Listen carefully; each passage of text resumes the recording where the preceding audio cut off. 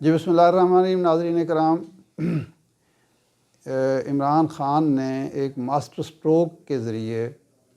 حکومت کو ایک ایسی دلدل میں پھنسا دیا ہے جس سے نکلنا مشکل نظر آ رہا ہے. عمران خان صاحب نے آرمی چیف کے تقرر کے حوالے سے جب یہ اعتراض اٹھایا کہ اس کا فیصلہ میاں نواز شریف صاحب کو نہیں کرنا چاہیے اور شہباز شریف صاحب کو اس لیے نہیں کرنا چاہیے کہ وہ نواز شریف صاحب سے اور زرداری صاحب سے مشاورت کریں گے، تو لوگوں نے یہ سمجھا کہ عمران خان صاحب نے ایک غلط شاٹ کھیلا ہے اور ایک آرمی چیف کے تقرر کو سیاست کی نظر کر دیا ہے. لیکن اس کے بعد عمران خان صاحب 2-4 بار یہ بات کر کے خاموش ہو گئے، اور کل انہوں نے اخبار نویس سے ملاقات کرتے ہوئے کہا کہ ہم نے اب یہ اس پر تیل دیکھو اور تیل کی دھار دیکھو کی پالیسی اختیار کر لی ہے، کیونکہ ہم سمجھتے ہیں کہ جو بھی آرمی چیف مقرر ہوگا وہ ملک کے اور ادارے کے مفاد کو مد نظر رکھے گا اور عوام کی رائے کے خلاف یا خواہشات کے خلاف یا جذبات کے خلاف نہیں جائے گا. لیکن اس بیان سے حکمران اتحاد میں ایک عجیب سی صورتحال پیدا ہوئی اور ان کے درمیان اختلافات پیدا ہو گئے. میاں شہباز شریف صاحب کی تو یہ کوشش ہمیشہ رہی ہے کہ تمام اداروں بالخصوص فوج کے ساتھ تعلقات کو بہتر سے بہتر رکھا جائے، فوجی معاملات میں، عسکری ادارے کے معاملات میں مداخلت نہ کی جائے اور ان کو سیاست میں بھی ملوث نہ کیا جائے. لیکن برادر بزرگ جو ہیں ان کی ہمیشہ یہ خواہش رہی ہے کہ مرضی کا آرمی چیف ہونا چاہیے، مرضی کا چیف جسٹس ہونا چاہیے، مرضی کے بیوروکریٹ ہونے چاہیے، اور تاکہ اس طرح سے ہم آزادی سے کام کر سکتے ہیں. اب عمران خان کے دباؤ میں آ کر یا از خود حکومت دو موضوع میں الجھ گئی ہے. ایک تو نئے آرمی چیف کے تقرر کے معاملے میں ترجیحات کا تعین مشکل ہو گیا ہے اس کے لیے، اور دوسرا یہ ہے کہ ایک آرمی ایکٹ میں ترمیم کا مجوزہ مسودہ منظر عام پر آ گیا، جس سے ان شکوک و شبہات کو تقویت ملی کہ شاید میاں نواز شریف صاحب یا میاں شہباز شریف صاحب یا حکمران اتحاد جو ہے کوئی منمانی کرنا چاہتا ہے اور کوئی ایسی صورتحال پیدا کرنا چاہتا ہے جو ادارے کے مفاد میں نہیں اور ادارہ اس کو پسند نہیں کرتا. تو کل یہ ہوا کہ جب یہ خبر منظر عام پر آئی تو پہلے خواجہ آصف صاحب نے اس کی تردید کی کہ نہیں، ایسی کوئی سمری نہیں ہے، لیکن ساتھ ہی ساتھ کہہ دیا کہ ہاں سپریم کورٹ کے احکامات کی روشنی میں معمولی رد و بدل ہو سکتا ہے. ایک دن پہلے وزیر داخلہ جناب رانا ثناء اللہ صاحب یہ کہہ چکے تھے کہ آرمی چیف کی مدت ملازمت میں توسیع کا جو قانون بنا تھا اس میں ترمیم ہونی چاہیے، جو 19 میں سپریم کورٹ کے احکامات کی روشنی میں آئینی ترمیم ہوئی تھی، قانونی ترمیم ہوئی تھی، اس میں رد و بدل ہونا چاہیے. تو ان دو بیانات سے ایک نئی بحث نے جنم لیا، اور خواجہ آصف کی جو وزیر دفاع ہیں اس ملک کے، تردید کے بعد پتہ چلا کہ کیبنٹ میٹنگ بلائی جا رہی ہے. لوگ بڑے حیران تھے کہ جب میاں شہباز شریف صاحب کو کرونا ہو چکا ہے، وہ قرنطینیہ میں ہیں، تو وہ کیبنٹ میٹنگ کی صدارت کیسے کریں گے. پھر پتہ چلا کہ جناب وہ کیبنٹ میٹنگ ملتوی ہو گئی ہے. تو ان قیاس آرائیوں کو تقویت ملی کہ حکومت کچھ نہ کچھ کرنے کا ارادہ ضرور رکھتی ہے، لیکن اس کے پاس ول نہیں ہے، اس کے پاس عزم نہیں ہے، اس میں حوصلہ نہیں ہے کہ وہ میاں شہباز شریف صاحب میاں نواز شریف صاحب کی خواہشات کے مطابق کوئی فیصلہ کر سکے. مختلف تھیوری سامنے آ رہی ہیں، مختلف نام بھی سامنے آ رہے ہیں. ہاں، ہمارا کام نہیں ہے کہ ہم ایک ایسے معاملے کو ڈسکس کریں جو قومی دفاع سے تعلق رکھتا ہے، قومی سلامتی سے تعلق رکھتا ہے، اور جو خالصتاً ایک فنی اور پیشہ ورانہ معاملہ ہے اور اس کو کسی قیمت پہ سیاست کی نظر نہیں ہونا چاہیے. لیکن حکمران اتحاد میں یہ جو ہلچل پیدا ہوئی ہے، یہ جو باہم بے اعتمادی کی فضا پیدا ہوئی ہے، ایک طرف لوگ کہتے ہیں کہ ایک طرف وہ لوگ ہیں جو کہتے ہیں کہ نواز شریف صاحب اور شہباز شریف صاحب اس اہم ترین تعیناتی کو بھی فیملی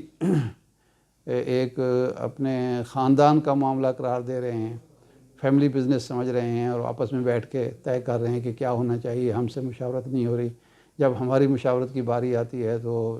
شہباز شریف صاحب بیمار ہو جاتے ہیں. اللہ تعالیٰ ان کو صحت دے. بیمار تو وہ ہیں،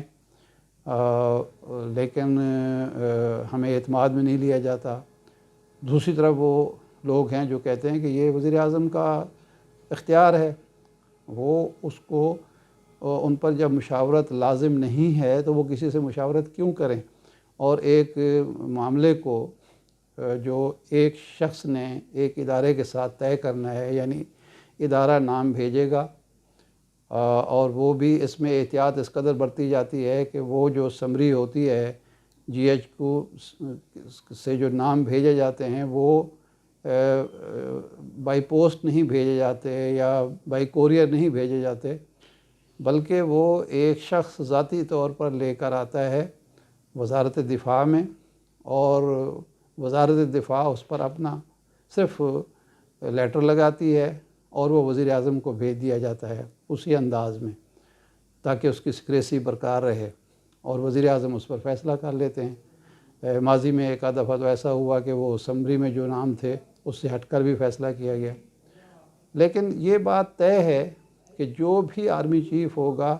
وہ آرمی چیف ہوگا، وہ پاکستان کا آرمی چیف ہوگا، وہ فوج کا سربراہ ہوگا، وہ کسی سیاسی جماعت کا، کسی شخص کا، کسی خاندان کا نہ جو ہے مفاد کو ملحوظ رکھے گا اور نہ ان کے غیر قانونی غیرانی احکامات کی پیروی کا پابند ہوگا. وہ صرف ملک کے مفاد کو دیکھے گا اور صرف ادارے کے مفاد کو دیکھے گا. ماضی میں جتنے بھی تجربے میاں نواز شریف صاحب نے بالخصوص کیے وہ ناکام ہوئے ان کے ذاتی نقطہ نظر سے، یعنی وہ لوگ ناکام نہیں ہوئے، ان کا تجربہ ناکام ہوا اور انہوں نے جو سوچ کر کیا اس کا ان کو کوئی فائدہ نہیں ہوا، وہ سوچ غلط ثابت ہوئی. لیکن انسان کی مجبوری یہ ہے کہ وہ ماضی سے سبق سیکھتا ہے، نہ دوسروں سے سبق سیکھتا ہے، نہ اپنے تجربات سے کوئی سبق سیکھتا ہے، اور پھر وہی تجربہ دہراتا ہے جو 3 دفعہ ناکام ہو گیا، چوتھی بار دہرانے پر اصرار کیا جاتا ہے اور یہ سمجھا جاتا ہے کہ چلو 3 بار ناکام ہو گئے، چوتھی بار تو کامیابی ہوگی. تو لیکن اس وقت ایک حکمران اتحاد جو ہے ایک دلدل میں پھنسا ہوا ہے اور عمران خان صاحب باہر بیٹھ کے تماشا دیکھ رہے ہیں. یہ سب کچھ اس وقت ہو رہا ہے جب کہ پاکستان کو سب سے زیادہ استحکام کی ضرورت ہے. پاکستان کے جو ڈیفالٹ رسک پچھلے ہفتے 52% تھا، 52% تھا، وہ پرسوں پیر والے دن 64% تھا. کل وہ 75% پہ چلا گیا. آج جب یہ میں ولاگ ریکارڈ کرا رہا ہوں وہ 80% کو چھو رہا ہے. ڈیفالٹ کا، دیوالیے پن کا خطرہ روز بروز بڑھ رہا ہے. مہنگائی بڑھ رہی ہے، بیرون ملک سے ہمیں جو ریلیف پیکج ملنے تھے وہ نہیں مل رہے، اور یوکرین جنگ کی وجہ سے، عالمی کساد بازاری کی وجہ سے پاکستان میں مسائل، معاشی مسائل جو ہیں گمبھیر ہوتے چلے جا رہے ہیں. لیکن اس وقت میڈیا پر، قومی سطح پر، سیاسی میدان میں 2 ایشوز ڈسکس ہو رہے ہیں جن کا کوئی تعلق نہ معیشت سے ہے، نہ سیاسی استحکام سے ہے اور نہ عوامی فلاح و بہبود سے ہے. نمبر 1، عمران خان صاحب نے گھڑی کتنے میں خریدی توشہ خانہ سے، کتنے میں بیچی، خریدی کیوں اور بیچی کیوں، اور دوسرا آرمی چیف کا تقرر کس دن ہوگا اور کون ہوگا آرمی چیف۔ گھڑی کے معاملے میں کسی شخص نے بھی ٹی وی پر آ کر یہ نہیں کہا کہ توشہ خانہ سے گھڑی خریدنا غلط ہے، کسی نے بھی کوئی ایسا قانون کوٹ نہیں کیا کہ جی اس گھڑی کو بیچنا قانوناً جرم ہے۔ اخلاقی طور پر معیوب ہے، میں بھی معیوب سمجھتا ہوں، لیکن سیاست میں اخلاقیات کی بات جب مجھ جیسے لوگ کرتے ہیں تو یہ لوگ مذاق اڑاتے ہیں کہ سیاست کا اخلاقیات سے تعلق کیا ہے۔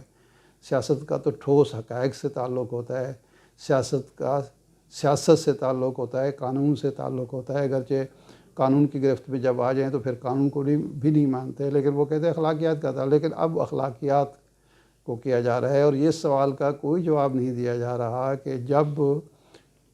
جنرل پرویز مشرف کا توشہ خانے سے کچھ چیزیں خریدنا آج تک ناجائز یا جرم ثابت نہیں قرار دیا گیا، شوکت عزیز کا نہیں قرار دیا گیا، جناب نواز شریف کی خریداری ناجائز اور جرم قرار نہیں دی گئی، جناب آصف زرداری کی خریداری جرم اور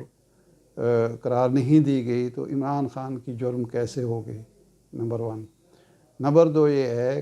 کہ یہ سوالات وہ لوگ اٹھا رہے ہیں جن کے نزدیک منی لانڈرنگ کوئی جرم نہیں ہے، کرپشن کے پیسوں سے بیرون ملک جائیدادیں خریدنا کوئی جرم نہیں ہے، سیلاب زدگان کے لیے دیے گئے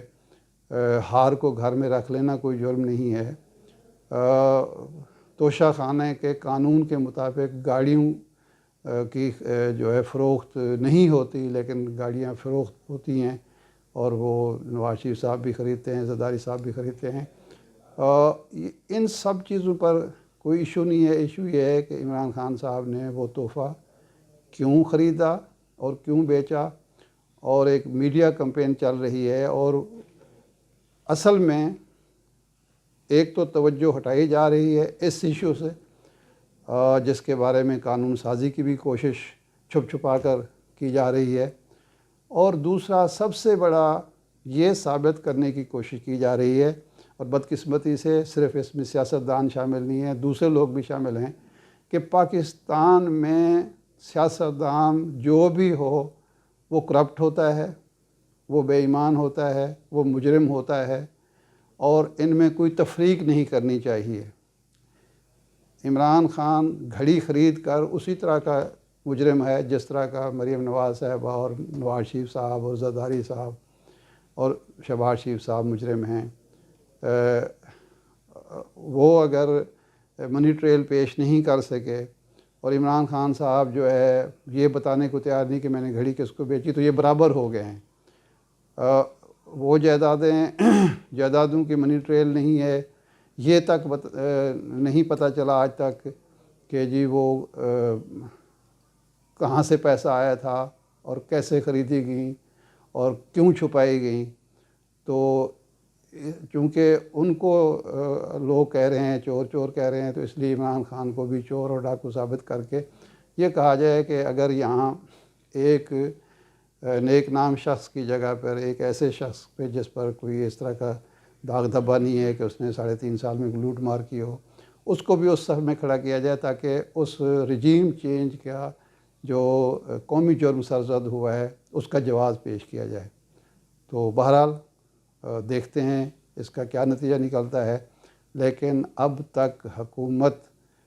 عمران خان کے جال میں پھنسی ہوئی ہے، دلدل میں ہے، اور نکلنے کی کوئی کوشش کامیاب ہوتی نظر نہیں آ رہی۔ دیکھیے اگلے چند دن میں کیا نتیجہ نکلتا ہے۔